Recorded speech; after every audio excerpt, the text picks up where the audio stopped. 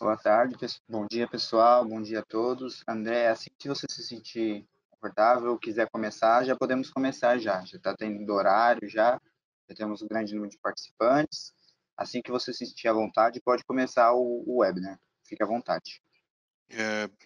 Bom dia a todos. Estão me ouvindo, Heitor? Sim, Sim, estamos te Sim. ouvindo, André. estamos te ouvindo bem. Bom dia a todos, né? Estamos aqui hoje para fazer uma apresentação. A Danfoss, né? Estamos aqui na Danfoss para fazer uma apresentação para vocês. Heitor, tem algumas apresentações iniciais? Sim, temos algumas apresentações iniciais. Bom dia a todos, nós agradecemos a participação de vocês neste webinar. É muito importante para nós nesse período, tudo mais que estamos. Acredito que vocês vão desfrutar bastante da experiência que o André vai passar para vocês. O André vai estar apresentando. Em resposta às suas perguntas que vocês tiverem, se levantarem a mão em questão de perguntas, está o Vitor, que é o nosso técnico, que vai estar respondendo as perguntas técnicas para vocês. E, se for necessário, ele vai estar passando assim para o André para tornar a apresentação com essas perguntas. E eu também estarei por trás, respondendo as perguntas de vocês, caso vocês tenham dúvidas ou questionamentos ou tiverem algum problema durante a apresentação deste webinar. No final, nós temos uma apresentação de perguntas. No final, então, se vocês tiverem perguntas após a apresentação, podem mandar. E no final, tem um recadinho para vocês sobre alguns eventos que nós teremos. Mas eu agradeço a participação de vocês e tenham um bom proveito deste webinar durante essa 1h30. Agradeço a atenção de vocês. Obrigado. E agora é a sua vez, André. Pode ficar à vontade. Obrigado, Heitor. Bom, pessoal, como o Heitor falou, né, se vocês tiverem alguma dúvida na apresentação, né, as dúvidas serão respondidas, né, por escrito, todas elas, tá? Então, se durante a apresentação vocês tiverem dúvidas, o Kaique e o Vitor, né, eles estarão aí para responder essas dúvidas. E no final da apresentação, nós vamos estar respondendo juntos, né, para todos as dúvidas que ainda tiverem. O tempo de apresentação programado para mais ou menos entre 45 minutos e 1h, e nós teremos entre 15 minutos e meia hora para responder os questionamentos.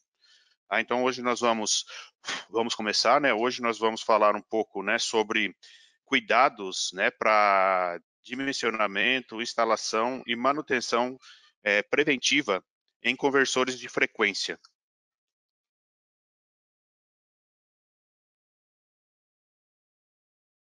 Então, a nossa agenda hoje, né, nós temos a estrutura, nós vamos falar um pouquinho sobre a estrutura de um conversor de frequência, depois sobre seleção e dimensionamento, recomendações para instalação e boas práticas de manutenção preventiva.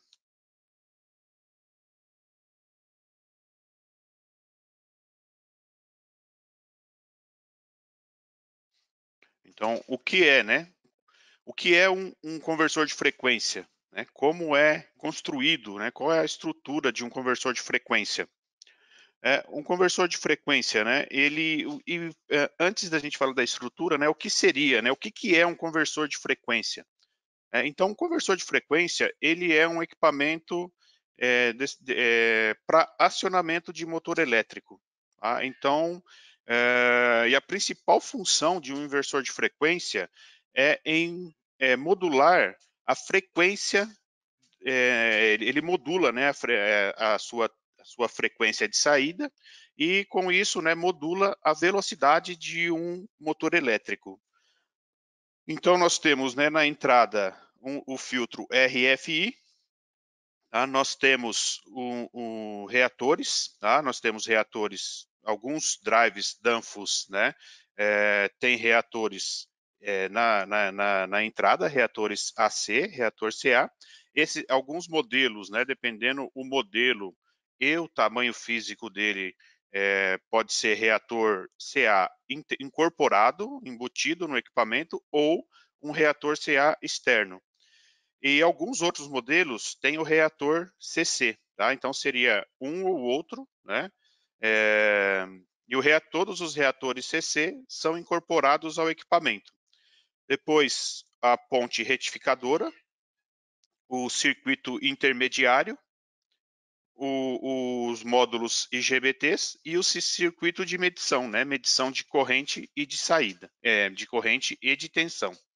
E, no fim, né, a tensão de saída. E nós vamos ver como são, né, esses sinais, né, de um conversor de frequência.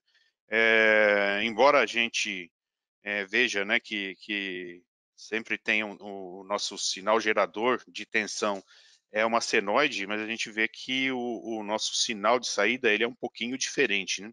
Então esses são os três sinais essenciais, né, que essencialmente, né, são esses três sinais que nós temos num conversor de frequência.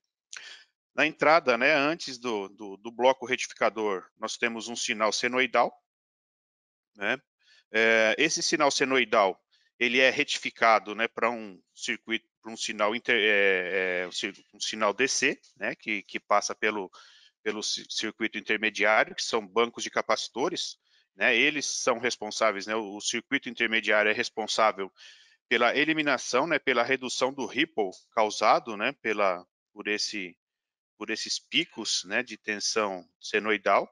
Ele é responsável para deixar contínuo, né, o sinal DC, e depois o inversor de frequência propriamente dito, né, que é composto pelos seus IGBTs, ele modula esse sinal DC, né, num sinal pulsante alternado na sua saída. Tá? Bom, então, voltando, né, qual que é a principal função de um inversor de frequência? A principal função do inversor de frequência é modular a frequência de saída, né, com isso, modular a velocidade de um motor elétrico. Tá? Isso, né, nos traz, né, algumas vantagens, né? E quais são essas vantagens da gente estar utilizando um inversor de frequência? A principal dela é a modulação da velocidade, né, do motor elétrico, e com essa modulação dessa velocidade, um outro ponto, né, de grande valia isso é a economia de energia, né, por conta, né, da maioria das cargas ter uma potência variável em função da velocidade. Então, ou seja, a partir do momento que a gente diminui a velocidade de um motor elétrico, nós estamos tendo uma economia de energia, porque nós estamos tendo um consumo menor de potência. Porém, uma outra característica do inversor de frequência é que ele mantém o torque mesmo em potências abaixo em velocidades abaixo da velocidade nominal do motor. Um exemplo quando a gente trata com cargas quadráticas, que são bombas e ventiladores, quando nós temos metade da velocidade, ou seja, uma bomba que tem a velocidade nominal de 60 Hz, quando nós trabalhamos com metade dessa frequência, metade da sua velocidade, 30 Hz, nós temos apenas o consumo de 12,5%. Ou seja, a potência consumida por uma bomba, por um ventilador, nessa condição é de 12,5%. E quando em 100% da velocidade, 100% da frequência, 100% do consumo. Porque a potência, ela tem uma relação cúbica com a velocidade.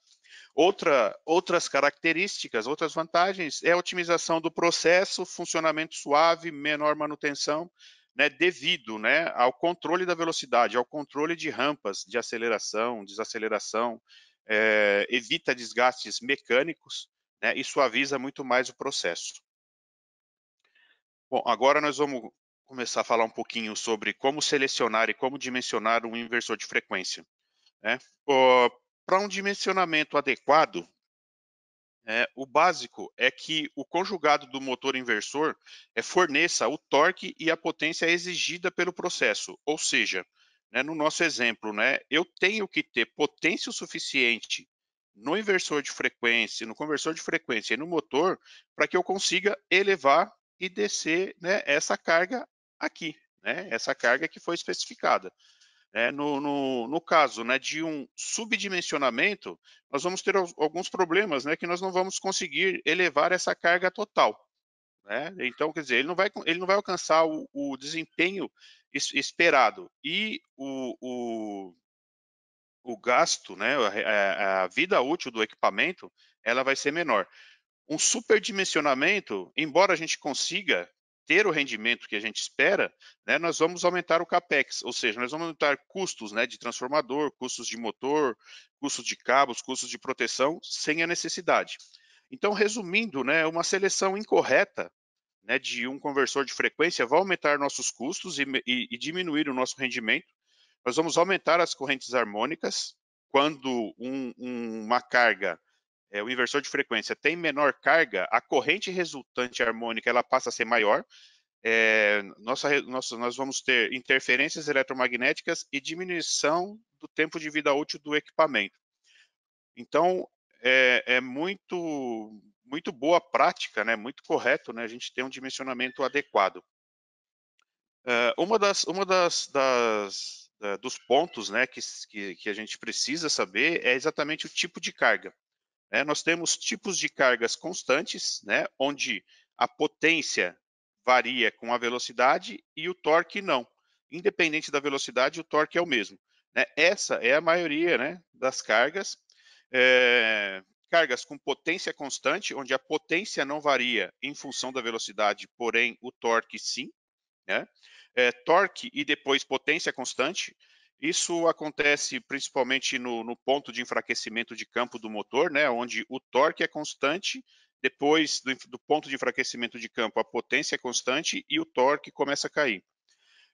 Torque quadrático, onde o torque e a potência se alteram de forma quadrática com relação à velocidade, e alto torque de partida, onde na partida exige muito torque e depois em funcionamento o torque ele é um pouco menor, né, e ele é constante durante o regime.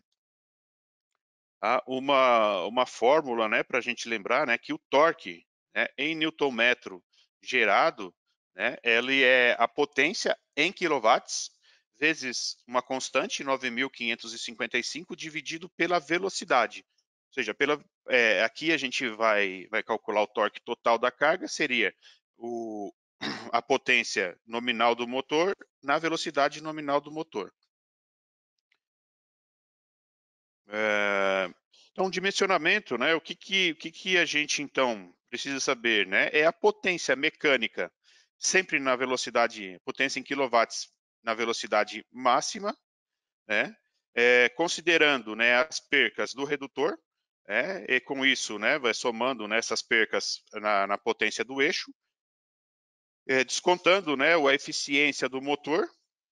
Né? Com isso, a gente tem uma base, né, de potência, torque e corrente, né, para se fazer um cálculo, né, a especificação de qual o melhor conversor de frequência a ser utilizado, qual deve ser o conversor de frequência utilizado.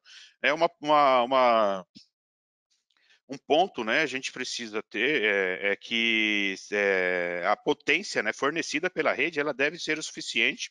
Tá? E nós temos que também tomar cuidado, né, com quedas de tensão, porque essa queda de tensão na alimentação vai fazer com que a tensão no motor também diminua, né, e para se manter o torque, né, preciso elevar a corrente. Então, uma sobretensão precisa de ter um sobredimensionamento também do conversor de frequência. E a independência motora, né? Os drives DAMPs funcionam com todas as tecnologias de motores industriais de mercado. Tá? Então, basicamente, seriam motores síncronos e motores assíncronos. Né? A maioria dos motores que a gente encontra na indústria são os motores assíncronos. Um outro ponto, né, relevante na hora de mencionar um conversor de frequência é os cuidados com a instalação com relação às harmônicas. Né? Inversores de frequência, cargas não lineares são geradores de harmônicos. Tá? Embora todos os drives da família Danfoss, tá? Tanto a linha VLT como a família Vacom, eles possuem filtros reatores, né, de entrada DC ou AC, como a gente falou um pouquinho antes, para diminuição desses níveis harmônicos. Tá? Porém, um inversor, né, comum, né, que possui retificadores de 6 pulsos, né, ele tem o reator AC ou DC, Mas, porém, o nível de distorção harmônico nesse caso é de aproximadamente 35%. Não necessita, né, de um transformador especial, é um transformador comum, porém vai ter um nível de distorção harmônico relativamente alto, né? Outra tecnologia, né, que pode ser selecionada é a tecnologia de 12 pulsos. Tá? Essa tecnologia ela reduz, né, bem os níveis de harmônicos, né, para aproximadamente 12%, porém requer um transformador especial, um transformador com duplo secundário. Um duplo secundário onde você tenha defasagem elétrica, defasagem de tensão elétrica no seu secundário. Então, estrela, triângulo. Né? Isso é um transformador especial, né? Um transformador diferente, é um transformador que vai ser um pouco mais caro, porém com baixa distorção harmônica, né? Essa solução. E a solução, né, uma solução que praticamente iria mitigar, né, seria uma solução com drives de baixa harmônica, ou seja, drives que tenha o seu retificador ativo, drives AFE. Essa tecnologia, né, ela gera aí próximo de 5% de distorção harmônico de corrente. Tá? O transformador também não é necessário ser um transformador especial, como no caso do 12 pulsos. E por não ter, né, uma distorção harmônica, então você não precisa sobredimensionar o transformador. A gente vai falar um pouquinho mais para frente o que seria esse sobredimensionamento do transformador. Porém, é um equipamento, né, que ele também é um pouco mais caro por ter esse retificador ativo, né, e não esse retificador comum que tem os drives comuns. Efeitos secundários, né, dos pontos, né, que nós devemos conhecer, né, saber, que justamente para se selecionar, né, qual seria o drive correto, né, se esse drive precisa ou não de um filtro, né, o tipo, né, de operação de um inversor de frequência pode gerar, né, estresse, irá gerar, né, um estresse no isolamento do enrolamento do motor, no rolamento, ruído de chaveamento e interferência eletromagnética. Tá? Porém, né, na grande maioria das aplicações, esses efeitos eles estão em níveis aceitáveis. Né? Como nós falamos, né, os conversores de frequência eles já têm um nível, né, de filtro RFI, um nível, né, de reator na entrada, um nível, né, de filtro na sua saída, tá? Mas, porém, em alguns casos, né, são necessários a utilização de alguns filtros, né? Se a instalação, por exemplo, já é uma instalação antiga, que você pode ter problema de radiofrequência, você pode ter problema de harmônico, você pode ter problema de aquecimento do motor por conta dos níveis de tensão gerados no motor. Para isso existem, né, os filtros, né, filtros de entrada, como os filtros RFI, e filtros harmônicos, e os filtros de saída, DU-DT, o filtro senoidal e o filtro de modo comum. Então, né, falando um pouco, né, dos efeitos, né, o retificador, né, por ser uma carga não linear, ele gera distorção harmônico de corrente. Né, ele vai causar uma distorção harmônico de corrente. Por isso, né, os drives da família Danfoss, eles já possuem uma bobina, né, um filtro incorporado ou não, AC ou DC, né, nos seus equipamentos, isso já como padrão para redução dos níveis de harmônicos para a pontos, né, a ponto que atenda as normativas, né, as normativas mundiais. A alta frequência, né, no chaveamento dos transistores de saída, né, nos IGBTs, causam, né, DU-DT, e causam, esse DU-DT vai afetar a isolação do motor, pode afetar a isolação do motor, vai gerar uma interferência eletromagnética, e essa modulação, e a modulação de saída pode gerar correntes de fuga, né, correntes de rolamento. Já que são realmente, quando se acontece isso, são realmente nocivos, né? Você pode perder o motor por conta de rolamento, você pode ter retorno, né, de corrente, essas correntes de modo comum, tensão de modo comum, tensão de corrente de alta frequência, retornando para o drive e pode causar danos ao equipamento. Tá? Cabeamento, né, também é necessário, né, que se tome cuidado, né, com tipo de cabo, com conexão de cabo, com comprimento do cabo, porque descargas parciais, né, de baixa energia decorrem dos picos de tensão, o DU/DT, e da reflexão de onda nos cabos. Tá? E isso daí pode causar, né, uma falha prematura do próprio sistema ou no próprio cabo, né, aquecimento ou rompimento da isolação. Quanto maior for a distância dos cabos de ligação, maior é o efeito capacitivo, consecutivamente a corrente de fuga. Tá? Nós vamos ver um pouquinho mais para frente, né, quais são os efeitos, né, de comprimento, quais são os efeitos gerados pelo inversor de frequência. Tá? Porém, né, todos os inversores, cada um dos modelos, né, tem uma descrição de qual o comprimento de cabo máximo que pode ser utilizado para quê? Né? Para que não tenhamos problema tanto de corrente de fuga quanto picos de tensão no motor. Tá? Então, também é necessário, né, saber, para um bom dimensionamento, qual o comprimento entre de cabo, né, entre o motor e o inversor. Se a distância de cabo for superior àquela recomendada, não se pode utilizar, então, o inversor de frequência? Não, pode sim, né? Desde que a gente tenha o artifício, né, de utilizar um filtro, né, na sua saída, né? Geralmente os filtros recomendados são filtros senoidais, e com isso o comprimento do cabo pode aumentar entre o motor e o inversor de frequência. Tá? Correntes de fuga, né, de rolamento.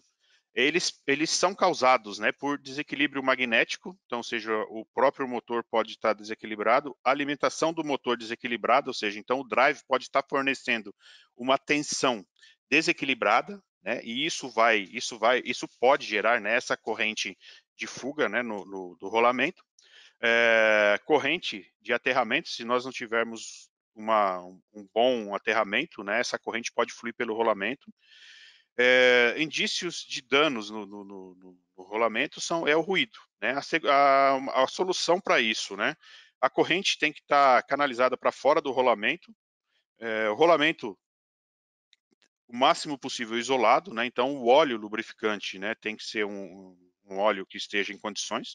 A escova, pode-se usar uma escova de aterramento para que no eixo do rotor ele escoe pelo eixo e não pelo rolamento.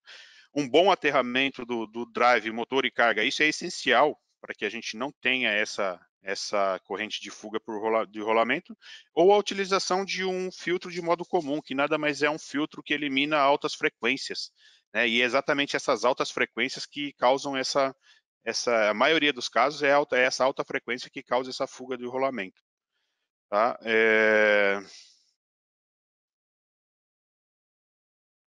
Tem algo mais que eu queria dizer aqui, acabei esquecendo. Outro ponto, né, é a escolha do índice de proteção, tá? Que seria o grau IP, né, que nada mais é do que o grau de proteção do equipamento contra objetos e contra líquidos, né, contra sólidos e líquidos. Aqui, né, por exemplo, tem-se nessa tabela, né, um exemplo nosso aqui seria um grau de proteção IP54, onde o 5, né, do 54, né, ele seria protegido contra poeiras e o 4 protegido contra a projeção de água em todas as direções, tá? Não jatos de água, mas, né, respingos de água, né, em todas as proteções. Jatos potentes de água seria o índice 6. Um outro ponto, né, que a se pensar, né, no selecionamento é o reaproveitamento de energia, ou seja, retificadores ativos, onde esse drive, né, ele pode não somente fornecer energia para o motor, mas sim também receber essa energia que volte do motor, regenerada pelo motor e devolver ele para a rede. Né? Isso se aplica, né, isso se aplicaria em casos onde temos cargas de alta inércia, por exemplo, uma ponte rolante. Quando ele está subindo, ele está motorizando, quando ele está descendo, ele está regenerando. Normalmente, essa energia ela é dissipada no resistor de frenagem, né, ela é jogada fora. Então, é possível, né, é preciso, né, se avaliar se essa energia que volta do motor volta para a rede, isso é uma economia. né, se esse tempo, né, e esse custo, né, teria necessidade de utilizar, ou seria proveitoso utilizar um retificador AFE. Nesse nosso exemplo, né, nós temos aqui por volta de 13 kW, né, considerando as perdas, nós vamos ter 13 kW na entrada, na saída, efetivamente, que gere trabalho por volta de 10 kW. Então, esses 10 kW da carga, quando ela está regenerando, nós vamos ter um retorno de mais ou menos 7 kW, ou seja, um pouco mais de 70% da carga que está sendo gerada pelo motor no momento da regeneração, ela volta para a concessionária, ou seja, então isso daqui nós estamos fornecendo à concessionária, nós somos o gerador. Então, isso é uma economia de energia. Tá? Então, quais são os passos, né, para a gente dimensionar um inversor de frequência? Alimentação, então a frequência e a tensão. Carga, né, tipo de torque, tipo de velocidade, se existe sobrecarga ou não. A seleção do motor, qual seria o motor, síncrono ou assíncrono, né, e verificar a carga, né, para também poder saber qual que é o cálculo, né, da corrente que vai ser utilizado. Condições ambientais, né, que seja temperatura ambiente, altitude, sujidade, né, e por fim, né, a seleção do conversor de frequência pelo manual, tá, que seria, nós temos né, disponíveis para toda a nossa linha, né, o guia de seleção e o guia de design, né, onde ele vai estar disponível, né, as características do conversor de frequência. Tá? Então, né, um ponto principal, né, seria a tensão de alimentação do motor, tá? Verificar, né, porque nós temos algumas gamas de tensão entre 200, 240, 380, 500, 525, 690 volts.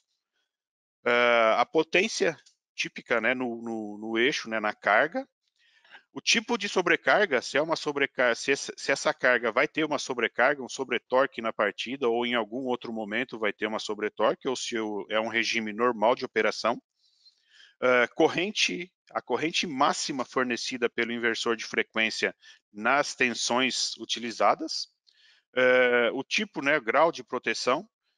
A seção do cabo, né, seção máxima do cabo que pode ser utilizado com esse inversor de frequência e do motor. A perda de energia, né, isso muito utilizado quando você tem um sistema de refrigeração no drive, né, para calcular essa refrigeração do drive. Eficiência do equipamento, se ele vai estar fornecendo para você toda a potência que você precisa para a carga, e qual o tipo, né, de equipamento, né, qual o modelo do equipamento mais adequado para a sua aplicação. Por exemplo, né, nós temos uma linha dedicada para saneamento, para bombas, né, outra linha dedicada para a indústria de forma geral, uma outra linha dedicada para HVAC, né, e assim por diante. Então, também, qual tipo de drive, né, que vai ser utilizado, qual o modelo. Também, né, a especificação do fusível, né, dos sistemas, recomendação dos sistemas de proteção para fusível e para disjuntor. Então, né, algumas informações, né, um resuminho aí do que a gente precisa conhecer do sistema e do equipamento para uma especificação. A tensão da rede, qual a tensão e a frequência da rede.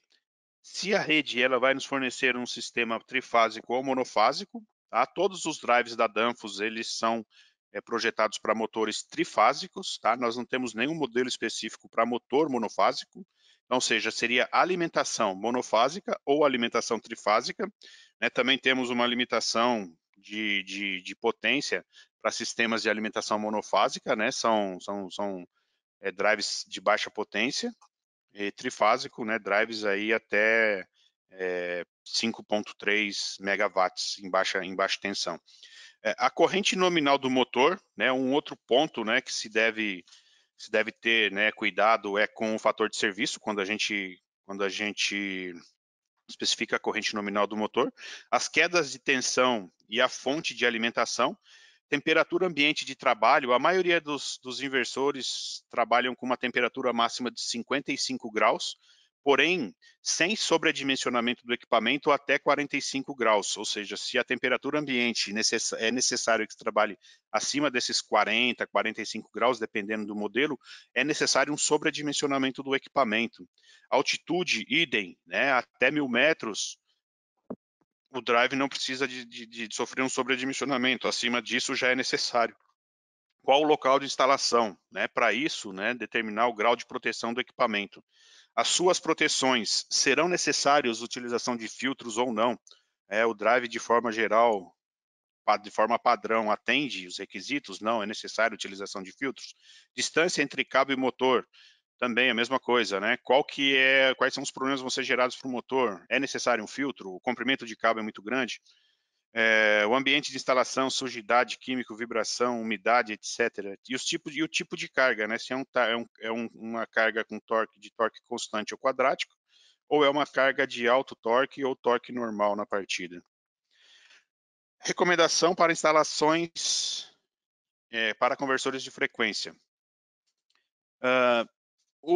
Devido, né, ao chaveamento, né, alta frequência, né, o inversor de frequência, ele é um gerador também de radiofrequência, né, então é necessário, né, um controle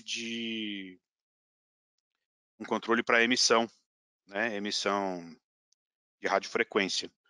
Tá? Então, os equipamentos eletrônicos em si, né, de forma geral, por terem esse chaveamento, né, eles geram uma radiofrequência, porém uma radiofrequência inesperada. Né? Não se espera que se tenha. Né? Então, né, a seleção correta, né, do equipamento, né, mesmo internamente, você pode ter alguns filtros, né, os filtros incorporados, ele tem alguns níveis também, e você também tem níveis de filtros externos.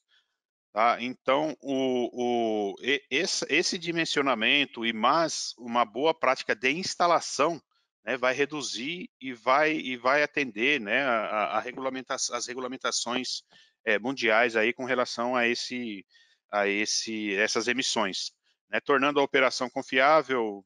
Né, você não teria responsabilidade sobre qualquer outra interferência que esteja produzindo, né, reduz custos e prazos de projetos e cumpre, né, com os requisitos.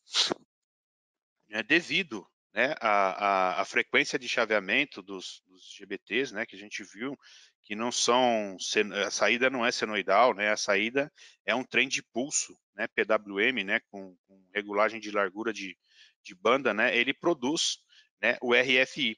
Porém, né, a utilização de filtros, né, faz com que essas emissões sejam aceitáveis, né, estejam dentro de valores aceitáveis para não danificar e não comprometer outros componentes.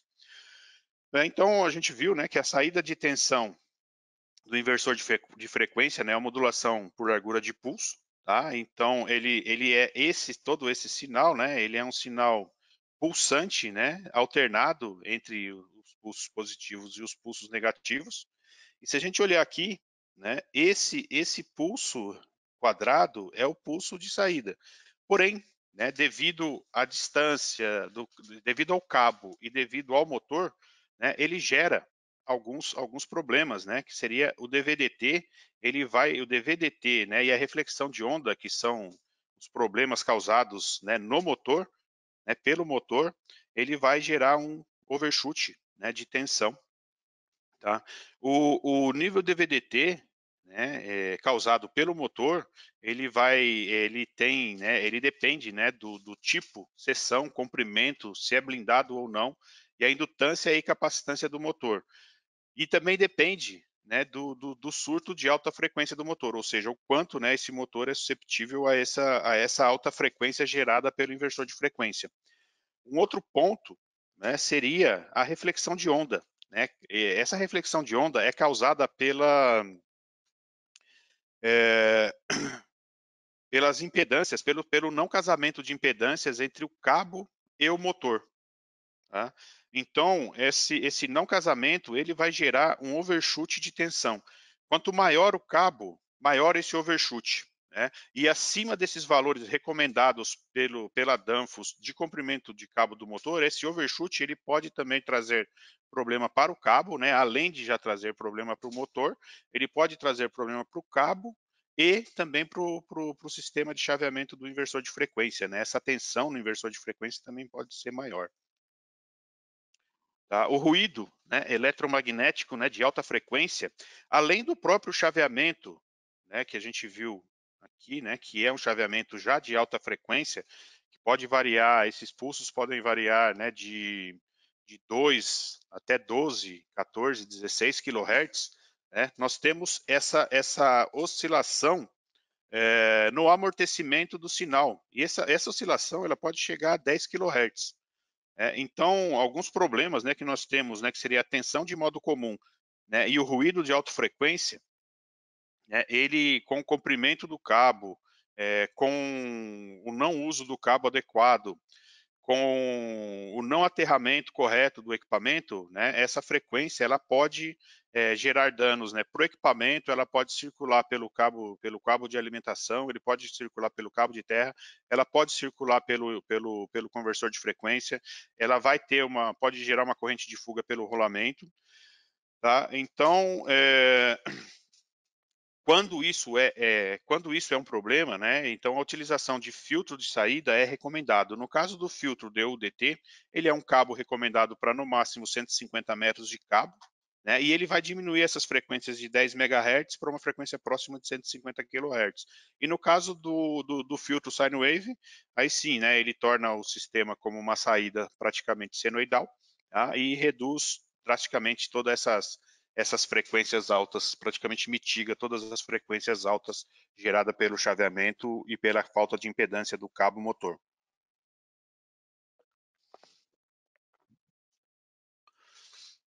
Equipotencialidade das massas. Isso é muito importante. Um sistema de aterramento correto, né, além da utilização dos filtros, além da utilização dos filtros RFI, né, e da utilização dos cabo de motor correto, uma correta instalação, a equipotencialização das massas, isso é algo realmente de grande valia na instalação do conversor de frequência, ou seja, o cabo de aterramento do motor, ele tem que estar potencializado com o inversor. Né? Por quê? Né? Porque quando acontece isso, a gente aterra um motor e um inversor de frequência, essa impedância que pode ser diferente do aterramento, ele pode gerar uma corrente circulante. E essa corrente, ela, em vez dela ser escoada pelo terra, ela pode circular no motor e pode circular no inversor. Então, deve-se ter cuidado, né, para especificar e instalar um conversor de frequência. O melhor momento para considerar, né, a incompatibilidade eletromagnética é durante o projeto. Né? É essencial, né, que esses limites eles sejam antes, né, determinados e que toda uma sequência, né, o sistema de aterramento, o sistema de cabo, né, seja bem especificado e esteja dentro dos limites. Tá? Então, o que eu quis dizer aqui, né? Então, em vez dessa corrente, né, de aterramento, ela fluir pelo terra e voltar, né, pela alimentação, que é o caminho correto, o que ele vai fazer? Ele vai acabar circulando pelo conversor de frequência ou circulando pelo motor. Tá? Então, para minimizar isso, a separação dos cabos, né, do motor, porque efetivamente os cabos do motor é os que geram mais, tem maior nível de frequência. Então tem altas frequências. O cabo de alimentação, ele não tem um nível tão alto como o cabo do motor. Então a recomendação é que o cabo do motor seja sempre separado, tá? E nunca colocar em paralelo com outros cabos. E se tiver que colocar o cabo de motor junto com o outro, que ele passe sempre no ângulo reto, né? Sempre no ângulo de 90 graus. Utilização de cabos blindados ou cabo não blindado dentro de conduítes metálicos, né? Dentro de calhas metálicas, e essas calhas estejam aterradas. Usar o conversor de frequência com o filtro RFI adequado, ou seja, né, tem alguns, o conversor de frequência pode ser selecionado com alguns níveis de RFI, tá? E a determinação também do comprimento e do tipo de cabo do motor. Usar cabo blindado, né, ou não blindado, né, desde que o cabo não blindado esteja em calhas metálicas, essas calhas aterradas. O aterramento, né, que seja um bom aterramento, né, ele tenha, realmente forneça um caminho de baixa impedância para essa alta frequência, tá? E toda a conexão, né, ser conexão com prensa-cabo ou com grampo adequado para esse tipo de instalação. O objetivo principal do aterramento, né, então, ou seja, numa instalação é extremamente necessário, né, uma boa prática que se tenha um aterramento de qualidade, né? Isso é muito muito necessário, né, para que se tenha um bom funcionamento do equipamento. O aterramento ele tem duas funções principais, que é garantir a segurança, né, e são dois objetivos. O principal é a segurança e o secundário é essa diminuição dessas correntes, né, e tensões de alta frequência. Bom, como segurança, né, garantir, né, a segurança propriamente pessoal, né, até para efeito de descargas atmosféricas, para essa descarga não passe por nós, passe um caminho de mais baixa impedância, que é o sistema de aterramento, e para que partes metálicas do equipamento não sofra, né, essa descarga elétrica do equipamento nas suas partes metálicas, e se acaso sofrer, que essa descarga seja para o próprio sistema de baixa impedância. Como MC, né, ele serve como referência, né, de tensão e garante, né, uma baixa impedância para as tensões e correntes de alta frequência, para que ela flua, né, para o caminho de mais baixa impedância, ao invés de circular entre os equipamentos e motor. Um aterramento, né, embora o principal, né, é você potencializar os aterramentos. Para quê? Porque dentre um ponto e outro, né, a gente pode ter uma impedância, e se tiver uma impedância de aterramento diferente entre os equipamentos, né, nós vamos ter correntes circulantes entre os equipamentos, quando o ideal é que toda a corrente ela flua somente para esse ponto, não circule, né, dentro do equipamento. Porque se nós temos uma impedância, nós temos tensões diferentes, vai gerar uma corrente. Tá? E a potencialização dos equipamentos, tanto um PLC como um painel, como um drive, entre o drive e o motor, né, ter uma equipotencialização. Regras, né, algumas regras aí, né, ou algumas recomendações para instalação, que seria o quê? O espaçamento de eletrônicos sensíveis o mais possível, né? A recomendação é no, pelo menos 200 milímetros, mas o quanto mais possível, né, melhor. Ou seja, um equipamento eletrônico, um PLC, um controlador do drive, mantém ele sempre afastado o mais que se puder. Quando a instalação em placas de montagem, essas placas de montagem forem pintadas, né, a utilização ou raspar, né, manter o contato metálico do drive com o contato metálico da placa, ou utilizar, né, arruelas dentadas para que essa arruela tenha contato com a parte metálica da placa de montagem. Utilização de cabos blindados, né, para o motor, ou não blindados com calhas metálicas aterradas. Quando a utilização dos cabos blindados, ou quando qualquer tipo de cabo blindado, tanto para o motor como para controle, utilização de grampos 360 graus na malha, não fazer rabicho, né? Fazer o contato a 360 graus da malha. E a mesma coisa, né, para cabo do motor. A blindagem do cabo do motor ele tem que estar também a 360 graus no prensa-cabo, né? A caixa de terminais do motor ela deve ser metálica, ela deve manter contato com o corpo do motor, né? Então tem que ser uma caixa eletricamente conectada, né, que seja de design correto para essa alta frequência.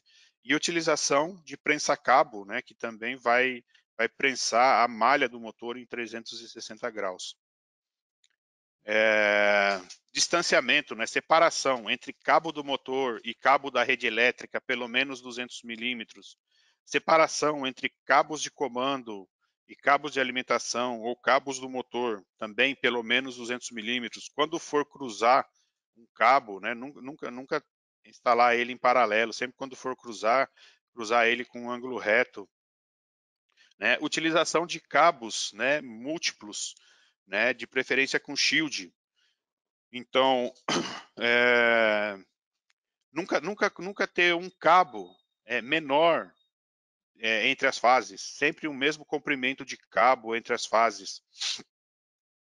Se for utilizar para mais blocos, né, sempre ter a mesma impedância de cabo, ou seja, o mesmo número de cabos. O condutor terra, né, ele também tem que estar junto com o cabo múltiplo. Esse cabo terra, se for cabo blindado, ele tem que estar dentro também da blindagem.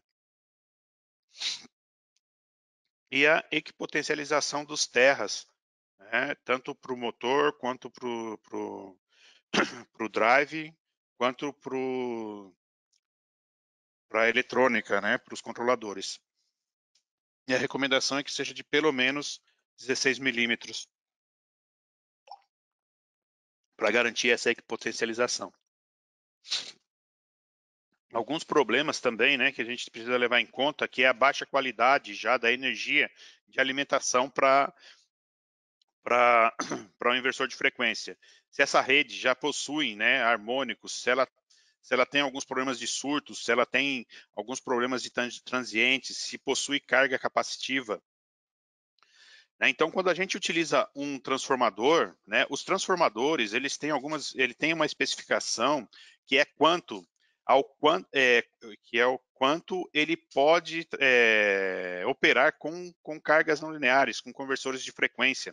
Né? Se a gente olhar aqui na tabelinha, para inversores de frequência, exige, né, que recomenda-se, né, que o K seja seja um transformador com K20. Né? Em algumas instalações antigas, né, antigas não, existentes, onde vai ser inserido um conversor de frequência, a recomendação é que para cargas não lineares, inversores de frequência não ultrapassem 40% da carga do transformador. Isso para transformadores onde o fator K ele é um fator baixo. Tá? Embora conversores de frequência, né, sejam geradores de distorção harmônicos, o retificador ele também é susceptível a esses níveis de harmônicos, né, muito altos. Então, ou seja, onde a instalação possui níveis de THDV superiores a 10%, não é recomendado a instalação de outro inversor de frequência, porque ele pode ser susceptível a isso. Né? Então, ou seja, é preciso mitigar, reduzir esse nível de distorção harmônico de tensão para que se instale em outro conversor de frequência. Para instalação de inversores de frequência com banco de capacitores, né, isso pode gerar ressonância capacitiva. Tá? Então é preciso, né, que sejam instalados, né, filtros sintonizados, né, para que não ocorra, né, essa ressonância. Não instalar, né, inversores de frequência, sistemas onde possuem cargas que geram transientes de tensão. Tá? Isso pode danificar o sistema intermediário e a simetria de alimentação, ou seja, se nós temos um sistema de alimentação onde nós temos desbalanceamento de corrente, também é preciso corrigir isso, né, porque isso vai ser prejudicial ao inversor de frequência. Manutenção preventiva. Né? Agora eu vou falar um pouquinho aí o nosso último tópico, né, que quais são os cuidados, né, o que a Danfoss recomenda para manutenção preventiva, tá? E vou falar um pouquinho, né, do plano, né, da Danfoss, né, que é o plano Drive Pro, Preventive Maintenance, tá? E o que isso, né, causa, né, de benefícios, né, para um inversor de frequência. De forma geral, né, a manutenção preventiva ela vai fazer o quê? Né? Se a gente olhar essa curva cinza, né, desde a compra, ao comissionamento, né, ao funcionamento, a curva cinza é onde a gente não tem nenhum tipo de manutenção. Ou seja, ele vai ter o tempo de vida útil dele, vai gerar uma falha, vamos fazer a manutenção corretiva e logo na sequência, né, e depois de algum tempo, ele vai acabar danificando novamente e acabou a vida útil dele. E a ideia da manutenção preventiva seria em aumentar a vida útil, né, com esse plano, né, de manutenção. Isso causa, né, menos tempo de parada de máquina, menos tempo de parada de processo, uma maior vida útil do equipamento, dentre outros.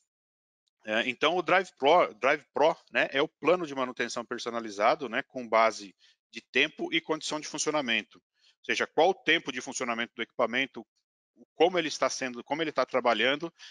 Com isso, né, a Danfoss faz esse planejamento e recomenda, né, qual o melhor tipo de manutenção para aquele equipamento. Tá? Então, o audit, né, o primeiro ponto seria o audit, né, que seria uma auditoria, né, dos equipamentos para justamente determinar qual será o plano, né, de manutenção. Tá? Esse plano ele é dividido em duas etapas, né, onde existe, né, a inspeção dos equipamentos, qual o meio ambiente que ele tá operando, qual tipo de processo, qual o tempo de operação. Né? E o segundo seria uma análise dinâmica para identificar possíveis falhas no próprio equipamento, né? Algum tipo de mitigação, algum tipo já de dano que o equipamento está, a susceptibilidade desse equipamento para uma falha, né, ou algum tipo, né, de alimentação, motor que pode estar, a carga que pode estar, o motor e a carga pode estar gerando algum tipo de problema para o equipamento, o sistema propriamente de aterramento, né, para poder gerar um plano de manutenção, né, com isso, né, feito essa análise, né, ele gera uma planilha semelhante a essa, onde nós temos o módulo 1, 2 e 3, tá? E nesse caso aqui, desse nosso exemplo aqui, o módulo 1, com um comissionamento que foi feito em 2017, né, nós recomendamos aqui que todos os anos tenha-se o módulo 1, né, do plano de manutenção. Nós vamos falar já quais são os 3 planos aqui. No caso, em 2020, deveria de ser executado o módulo 2, e 2022 o módulo 2, não, 1 e 2, né? Aqui no 2022, 1 e 3, 2024, 1 e 2, e aqui em 2028 a execução do módulo 1, 2 e 3. Tá? As peças, né, que são recomendadas para substituição no módulo 2 e as peças que são recomendadas aqui para substituição do módulo 3. O módulo 1, né, o que seria? Né? Seria uma inspeção visual, né, com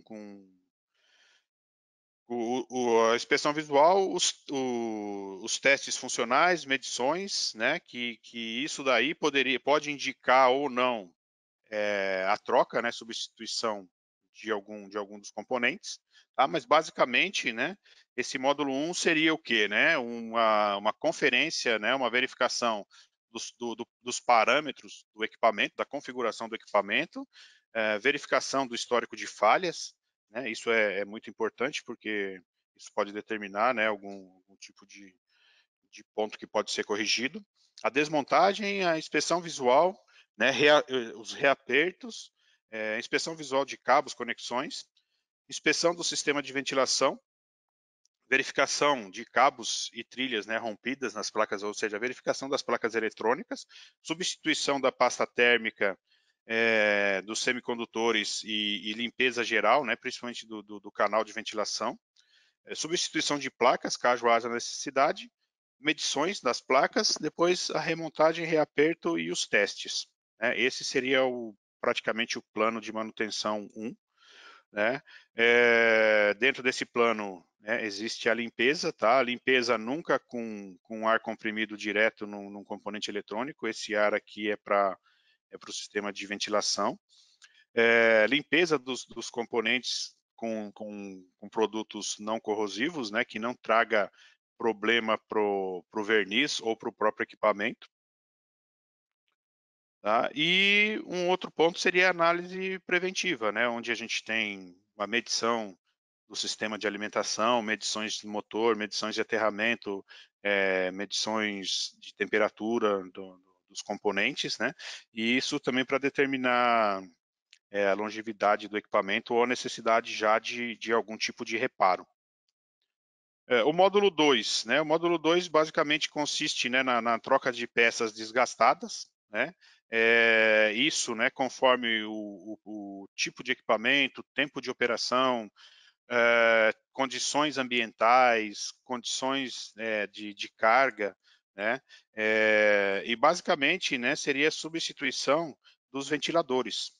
Então, seja ventiladores, os filtros, né, devem ser substituídos aí pelo menos uma vez por ano, mas isso não é uma regra, né, depende da sujidade do local. Tá? Se faz realmente necessário que se tenha um controle muito bom, né, efetivo com relação aos filtros, porque você pode ter um ventilador bom, mas se você não tem ar, né, se você não tem o fluido, né, para trocar, né, o calor, né, isso vai ser comprometido, tá? Então, o plano 2 seria basicamente a troca dos ventiladores. E o módulo 3, ele é muito parecido, né, com o módulo 2, tá? É também troca de equipamento, troca de componentes, né, baseado no tempo de operação, no tipo de operação, tá? E seria a troca dos capacitores, tá? Então, fazer, né, sempre a medição dos capacitores, né, e a troca deles, né, de acordo com o tempo de operação, de acordo com o tipo de operação, tá? E uma outra recomendação que a Danfoss faz é que para capacitores que estejam aí sem uso, né, durante um ano, né, que todo ano seja feita uma pré-carga do capacitor, né, uma carga controlada do capacitor, tá? Para que não se tenha problema, né, de algum tipo de curto-circuito que pode gerar no capacitor por ele não ficar muito tempo sem funcionar. Muito obrigado pela participação de vocês, né? Desenvolvi isso com bastante carinho e espero que esse carinho e essa atenção que eu tive aqui tenha sido de grande utilidade para vocês, tá bom? Muito obrigado e até uma próxima. Então, Maravilha, obrigado, André. pessoal. Obrigado a todos aí, Parabéns. pessoal. Obrigado a todos. Obrigado. Tchau. Tchau, tchau. Tchau, tchau.